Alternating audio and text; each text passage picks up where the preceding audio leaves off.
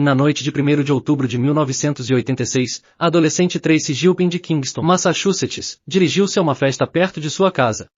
Às 10h30, ela e suas amigas decidiram ir embora. As amigas dela caminharam com ela até chegarem às suas próprias casas. Pouco depois de deixá-las, Tracy entrou em uma loja de conveniência e comprou um pacote de cigarros. O balconista se lembrou dela e disse que ela ligou para alguém no telefone enquanto estava lá. Ela ligou para o proprietário da casa que havia feito a festa.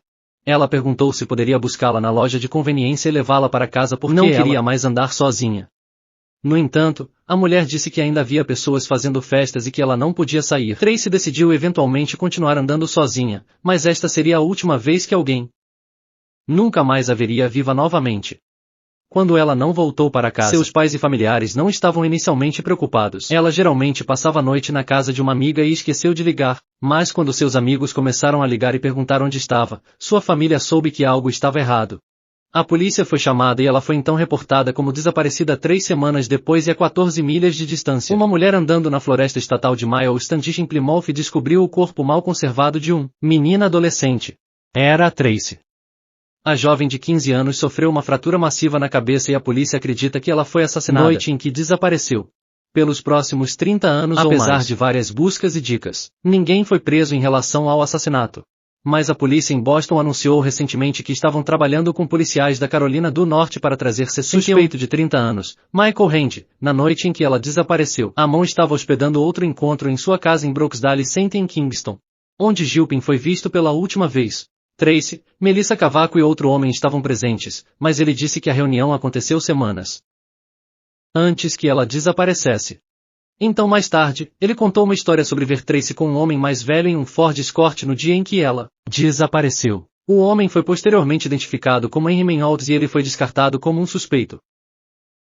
Ann disse que ele e outro amigo seguiram o carro até a floresta estatal, mas perderam de vista o veículo. Minutos depois, encontraram homens em Oates saindo da floresta com uma lona e uma pá.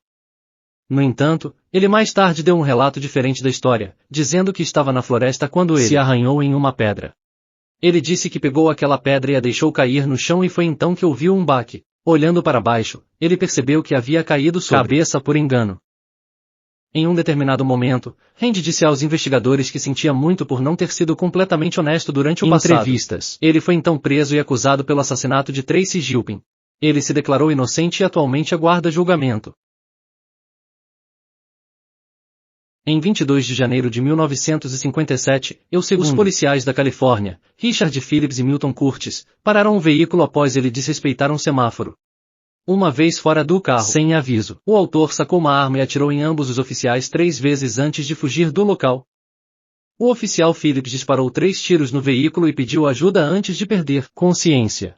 O oficial Curtis foi declarado morto no local. 4 quarteirões de distância. O assassino abandonou seu carro e correu pelos quintais do bairro enquanto se livrava de relógios roubados e uma arma. Aparentemente, antes de ser parado, o suspeito havia mantido 4 adolescentes sob a mira de uma arma antes de amarrá-los, amordaçá-los e roubá-los. Ele também estuprou uma das garotas de 15 anos antes de levar seus relógios e roubar seu Ford de 1949 veículo, que era o que os oficiais viram desrespeitando aquele sinal vermelho. Uma grande caçada ao homem começou, mas não levou a lugar algum. A última pista aconteceu em 1963, anos após o incidente, quando um morador encontrou a arma e 2 relógios em seu quintal.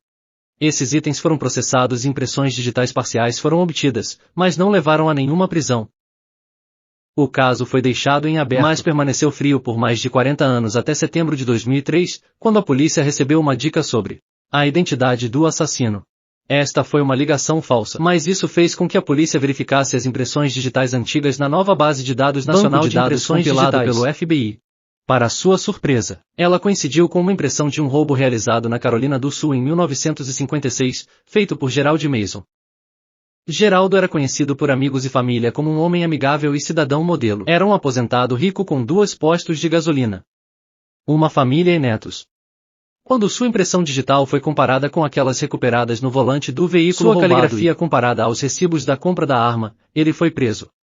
Quando confrontado com as evidências, Mason admitiu totalmente o crime. Ele disse à polícia que estava intoxicado quando encontrou os adolescentes e quando encontrou a polícia oficiais naquela noite. Ele queria encobrir o estupro, roubo e furto que ele acabará de cometer. Mason se declarou culpado dos crimes e foi condenado a 2 penas de prisão perpétua consecutivas. Ele foi negado a liberdade condicional em 2009 e morreu na prisão aos 83 anos. Para cair na noite de 3 de dezembro de 1957, a menina de 7 anos Maria Rudolph implorou a mãe para deixar sua sair e brincar com sua melhor amiga e vizinha, Kate Sigman. E estava escuro, mas os dois foram para a rua e jogaram um jogo chamado Desviar dos Carros. Kate diria mais tarde à polícia que foi então que elas foram abordadas por um jovem chamado Johnny. Ele disse que tinha 24 anos, solteiro, e perguntou se elas gostavam de bonecas. Então ele perguntou se as meninas gostavam de passeios nas costas. Maria aceitou, e depois que Johnny a levou, ela entrou na casa deles para pegar uma boneca que queria lhe mostrar quando voltou. Kate foi à sua casa pegar luvas. E quando ela voltou para fora, Maria e Johnny tinham ido. Kate então contou à família de Maria e quando ainda não conseguiram encontrá-la, eles chamaram a polícia. Dentro de uma hora, as autoridades estavam procurando na área pela jovem garota. Eles entrevistaram vizinhos e testemunhas, mas ninguém viu um homem brincando com as garotas. Quando o FBI entrou no caso, eles rastrearam a linha do tempo e concordaram que Maria provavelmente foi sequestrada entre 18 horas e 45 e 19 horas, 5 meses depois e aproximadamente 100 milhas de distância de Sycamore e Woodbine. Em IL, 2 turistas buscando cogumelos ao longo da Rota 20 dos Estados Unidos encontraram os restos esqueléticos de Maria. Ela estava usando uma camiseta e meias enquanto se escondia sob uma árvore parcialmente caída. Uma vez que Maria não foi levada para fora do estado, o FBI retirou sua investigação e deixou para a polícia estadual e local. Mas antes de o FBI deixar o caso, eles entrevistaram potenciais suspeitos antes do corpo ser encontrado, e um dos suspeitos era o então adolescente de 18 anos John Tessier. Na época do desaparecimento, John morava com sua família a apenas 2 quadras da casa dos Rudolph. Ele estava planejando se alistar na Força Aérea dos Estados Unidos. Quando seu álibi foi investigado, John disse que estava a 40 milhas a noroeste de Sycamore para se alistar na Força Aérea. Em 3 de dezembro, ele visitou a estação de recrutamento de Chicago, corroborado por registros. Depois passou o dia fazendo turismo. Ele retornou a Rockford Trem naquela noite e chegou, 19 horas e 45, ele fez uma ligação a cobrar para seus pais pedindo uma carona para casa. Registros telefônicos mostraram que uma chamada a cobrar foi feita para a casa dos Tessier às 18 horas e 57 por alguém chamado John. Após aquela ligação, John encontrou os oficiais de alistamento em Rockford para entregar a papelada. Eles confirmaram que falaram com ele às 19 horas e 15 e como seu álibi foi confirmado. O FBI fechou o arquivo sobre ele completamente. John serviu 13 anos nas Forças Armadas dos Estados Unidos. Mais tarde, ele se tornou um policial em Milton. Mas em 1982 ele foi acusado de estupro de menor após abusar de uma jovem fugitiva de 15 anos. Ele se declarou culpado de uma contravenção e foi condenado a 1 ano de liberdade condicional e demitido de seu trabalho. Em 1994 ele mudou seu nome para Jack Mcologo e em 2011 ele já estava na casa dos 70 anos e morando em um lar de idosos enquanto trabalhava como segurança. Em 2008, o caso de Maria foi reaberto depois que Janet Tessier, meia-irmã de John, confiou que na cama de morte de sua mãe ela supostamente implicou John como autor. Também foi revelado que John supostamente estuprou sua outra meia-irmã, Jean. A polícia estadual revisou as evidências e criou uma nova linha do tempo para torná-lo um suspeito. Em 2012, John foi julgado no condado de DeKalb pelo estupro de sua meia-irmã Jean no sequestro e assassinato de Maria Rudolph. O caso anterior foi arquivado devido à falta de evidências físicas, mas quanto ao sequestro e assassinato de Maria, ele foi acusado do crime apesar da falta de evidências físicas e motivo. Ele estava na área quando o crime realmente aconteceu. A pressão de ambas as famílias, a Rudolph e a Tessier, levou à condenação de John. Aos 73 anos, recebeu uma sentença de prisão perpétua. Em 2015, ele solicitou um recurso. Richard Samak, o promotor estadual do condado, reviu o caso e descobriu que evidências-chave apontavam para os reais locais de John em Rockford. A 64 quilômetros da cena do crime, foram mantidos fora do julgamento. Essa evidência, que foi a ligação coletada que ele fez, de acordo com os registros seu álibi de que ele não estava nas proximidades. Considerando as condições icônicas da estrada, teria literalmente sido impossível que ele tivesse dirigido 40 milhas em minutos para sequestrar. Desapareceu e, eventualmente, apareceu para entregar seus papéis aos oficiais de alistamento até às 19 horas e 15 novamente. Como resultado, ele foi liberado imediatamente, em 12 de abril de 2017. John foi oficialmente declarado inocente do crime e até hoje, ninguém sabe quem matou a pequena Maria Rudolph. 5 anos de Houston, TX, que saiu para trabalhar no dia 14 de dezembro de 1969. Ela estacionou seu carro no estacionamento da empresa, mas ela nunca chegou ao escritório. Mais tarde naquele dia, um homem chamado William Bell viu outro homem se afastando de uma cabana localizada perto do prédio do escritório. Curioso, ele decidiu olhar dentro da cabana e ao espiar, ele encontrou o corpo de Diane. Durante a investigação, a polícia descobriu que a mulher havia sido estrangulada e depois brutalmente esfaqueada até a morte. Suspeitos imediatos e a única coisa que a polícia conseguiu coletar do carro da vítima que poderia posicionou uma possível ligação a um assassino que foi encontrado fora do veículo em Prince. Isso foi então arquivado no caso, que eventualmente ficou frio. Após décadas de avanços na tecnologia, a vítima dos irmãos, David, expressou interesse em reinvestigar e reexaminar o caso. Em 1989, David se tornou um policial da patrulha rodoviária do Texas e depois se juntou aos Rangers do Texas. Ele perguntou a Houston 3D para revisar o caso e os relatos de testemunhas para ver se havia novas pistas. O Houston D também executou suas impressões digitais e seu banco de dados local atualizado junto com o Texas Sistema Automatizado de Identificação de Impressões Digitais do Departamento de Segurança Pública. Mas nada resultou dessa busca. Levaria mais 14 anos antes que o caso recebesse atenção novamente. Desta vez, as impressões latentes foram preparadas pela examinadora Jill Kincaid para serem comparadas com as do recentemente estabelecido em todo o país. Pesquisa em banco de dados de impressões digitais em mais de 70 milhões de infratores. Ele rendeu 20 possíveis correspondências. Jill então verificou cada um individualmente e identificou positivamente uma correspondência em um homem chamado Tiago Davis. Davis esteve dentro e fora da prisão várias vezes ao longo de sua vida. Na verdade, ele tinha acabado de sair da prisão apenas 9 dias antes do assalto e assassinato de Diane. Após a identificação da impressão latente, o investigador principal encontrou o suspeito morando ao longo do Texas, fronteira do Arkansas.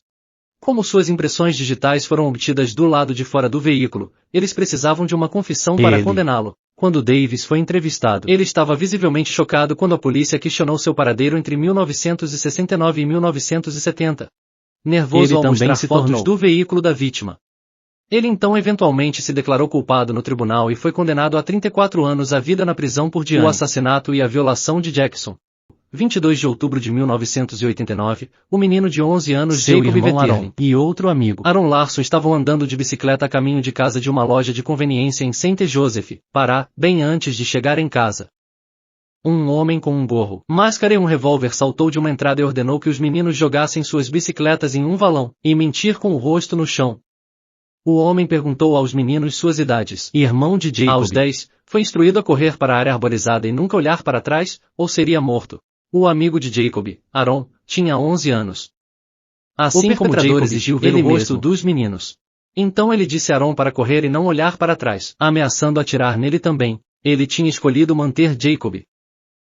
Cerca de 10 meses antes do sequestro de Jacob, um menino de 12 anos chamado Jared Shiro foi sequestrado à mão armada. Ele foi sexualmente assediado, ameaçado por um homem adulto. O autor tinha o mesmo modo de operação que o sequestro de Vetterli. Também ameaçando, atire no garoto se você olhar para trás. Isso aconteceu a apenas 16 quilômetros de onde Jacob e os meninos foram parados. Apesar da investigação, nada nunca deu certo. Havia pessoas de interesse, mas nenhuma evidência para ligá-los. Uma pessoa interrogada em 16 de dezembro de 1989 foi Danny Irish. O DNA dele foi coletado e coincidiu com o do sequestro de Jared. No entanto, o prazo de prescrição tinha expirado naquele caso, então ele nunca foi acusado. Não foi até 20 de outubro de 1527, anos depois, quando Danny foi nomeado publicamente como envolvido no caso de Jacob Vetterli. Mesmo que ele estivesse se referindo ao caso de Jared, ele não foi acusado e, portanto, um mandado de busca teve que ser emitido e os detetives descobriram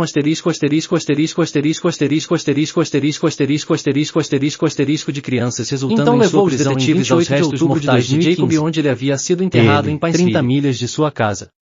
Foi confirmado através de registros dentários que este era Jacob como parte de um acordo de Plea.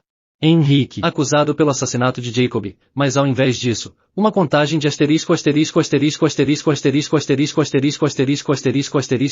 infantil. Ele também testemunhou sobre Jacob após o sequestro, onde disse que algemou o garoto, o levou a uma pedreira e o molestou.